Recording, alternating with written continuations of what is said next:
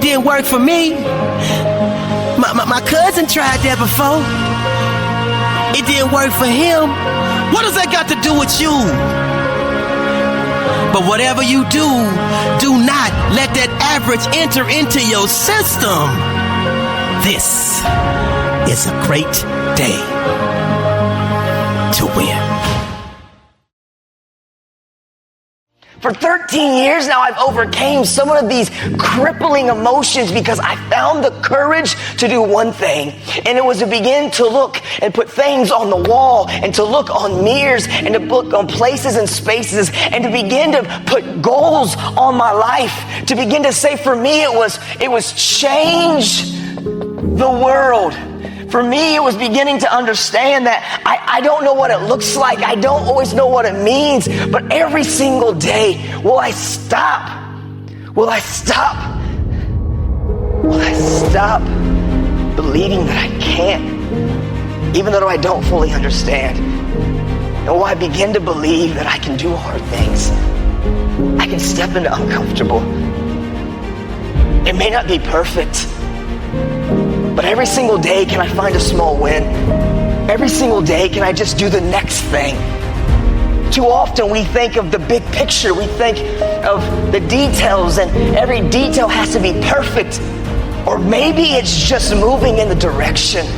Maybe it's just knowing that you can wake up and you can get out of bed and that you can brush your teeth and that you can do what you need to do to get to that first class and just continue to have small wins. See, this is where we begin to take the deep impression, the depression, the anxiety, the paralyzing thoughts and begin to take it one step at a time. One small choice to two small choices, one small win to two small wins. And when you begin to become consistent and just do the next thing, you can think your life is meaningless, or you can think that every choice I make has a ripple effect. Why?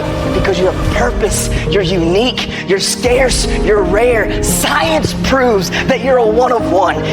Wait now, you're a one of one. See, your fingertips, your fingerprints, anything that I touch can always be identified as me. And anything that you touch can always be identified as you. There is no other you. And if you're a one of one, that means you're rare, you're scarce, and you're unique. The world puts amazing value on things that are rare, scarce, and unique. See, when you look at things in a different lens, in a different light, there's always a choice. There's a place where my life can be meaningless and everything that I do, why do I even try? Or is a place where everything that I do has purpose and it matters.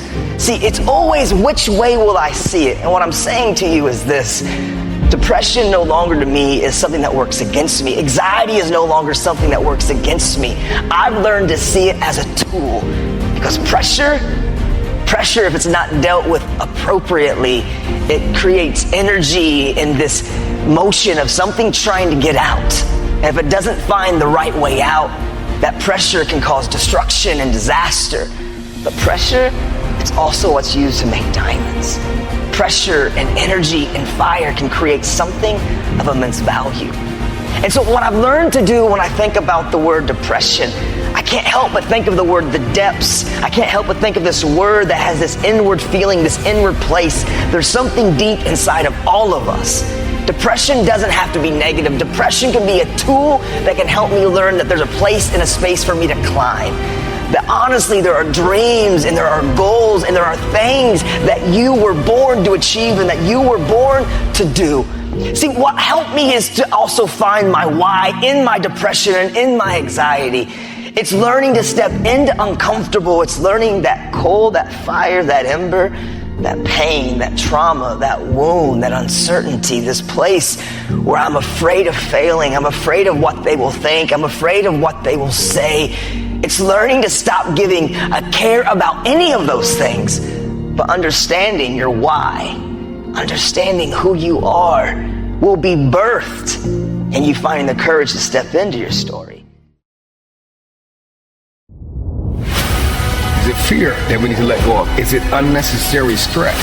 Come on, is it those unidentified triggers? What is it? What hobbies do I need to let go of? What people do I need to let go of? What opinions of people do I need to let go of?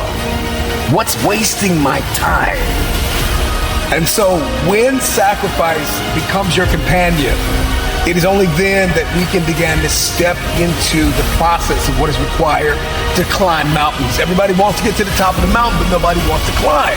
Sacrifice is going to build me. Sacrifice is going to prepare me. I'm going to be equipped. I'm going to be conditioned. Destiny is haunting us, breathing down our necks, asking us, when are we going to step forward? When are we going to march into this thing? Michael Jordan has a $2 billion net worth. That's beautiful. But what was the cost for all of that? How did he win games? How did he win championships? How hard did he practice? How crazy was his faith? How many vacations did Michael Jordan have to turn down? How many parties did he have to walk out of? How many people had to be amputated out of his life? Everybody wants to celebrate the $2 billion evaluation of his enterprise. But it came at a cost. It came with some sleepless nights. It came with some long practices.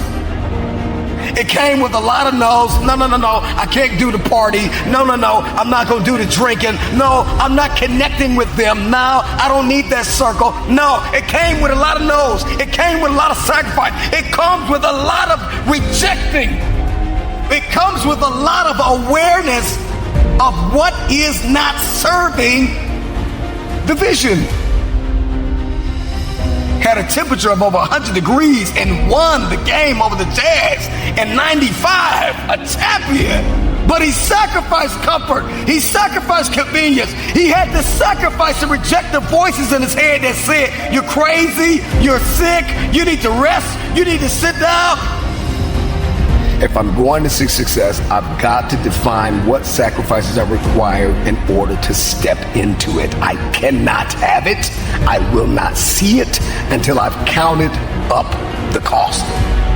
You'll find yourself connected to 100 people that think they know what you should be doing to get where you're supposed to be. And so I've got to begin to shut the mouths of the people that don't know the cost, the price that I have to pay. You may have paid that, but I may not have to pay that price. I can learn from your mistakes. I don't have to fall down the same ditches you fell down. I don't have to flop down the same stairs you flopped down. That's your price. That's your cost. I've got another way. I've got a different mentality. I just may be a little bit more creative than you. I just may be a little bit more innovative. I just may have more faith than you. I don't have to fall like you fell. I don't have to hurt like you hurt. I can look up and get up. When did you get to the point where you snapped so easily? When you let go so easily? When you gave up so easily? I know what it's like to feel like if I keep going, I'm going to waste my time. We all get to this point in our life where we ask ourselves the question, what have I held on to that should have been amputated? All of us are holding on to something that is familiar and we are comfortable, and it has become our paradigm, our pattern, our way of life. And if we're honest, we can't see ourselves without this thing. I don't know what it is for you. Everybody's got a different thing, person, place, something that needs to be amputated out of our life, cut off, that's no longer serving us. And so my question to you really is, I know you have your eyes on success, the end game, the trophy, but what conveniences haven't we let go of that have become cancerous to us? If we're honest, we should be able to write out a whole list of things that we're not doing, that we were destined to do, but our forward motion has been halted by something. We need to change that internal dialogue. It's time to step into the shoes you were meant to wear. You see, tomorrow is not guaranteed. You could die today. So what are you gonna do? You're gonna spend another year complaining and blaming others for why you haven't achieved your true potential, or are you gonna finally take action? You see, it's nobody's fault that you aren't in the financial spot you wanna be. It's nobody's fault that when you look in the mirror, you get depressed. It's nobody's fault that when you wake up and go to a job that you hate every day, you just want to crawl into a hole. It's yours. You are responsible for the life that you are currently living. And it's because you allowed life to beat you up and hold you back from achieving everything you've ever wanted. It's because you allowed the simple things that we need to do anyways, like look after our kids and go to the job, hold you back from trying to achieve anything else. It's time to wake up. Don't tell God you want a lot when you overlook the little. I know people today who starve because they don't want no little job. I'm not doing no little job, not realizing a little job can give you a big opportunity.